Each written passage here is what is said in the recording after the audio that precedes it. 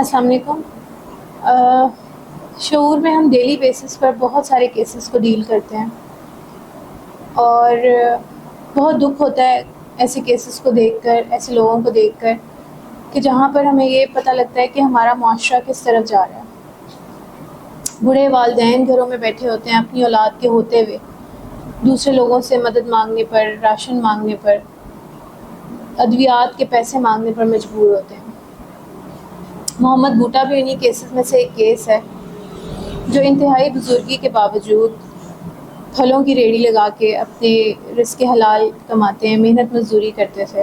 लेकिन पिछले कुछ अरसे से एक्सीडेंट के बायस उनकी टांग फ्रैक्चर हो गई और अब वो अपने घर में अपने बिस्तर पे पड़े हुए हैं और उनकी औलाद, उनके बेटे होते हुए उनको नहीं पूछते। एक जवान बेटी है घर पे और फर्स्ट ईयर में है, वो भी कमा नहीं सकती, खुद इंतहाई बुज़ुर्ग हैं और उनके फ्रैक्चर के बायस वो अब कमाने के काबिल नहीं हैं।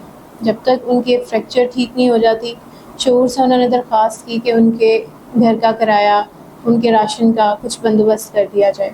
उनकी ये सारी सिचुएशन देखते हुए हमने उनके केस को कंसिडर किया। बाकी की कहानी हम मोहम्मद भुट्टा से उनकी ज़ुबानी सुनेंगे। अस्सलाम वालेकुम। मैं मोहम्मद भुट्टा बोल रहा। 2 महीने हो गए मेरी रोड पे मैं खड़ा हाँ, मेरी लत्त टुट गई है। भैनों भरावां ने, दोस्तों ने, मुहल्लेदारों ने तावन किया 2 महीने।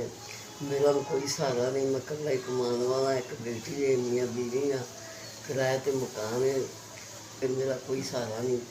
आपकी मेहरबानी होएगी, मेरे नाल तावन करोगे तो। मेरा कमाने वाला कोई नहीं इस टाइम।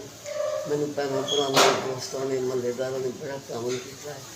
और मेरे को गुंजाइश नहीं है कोई काम वास्ते।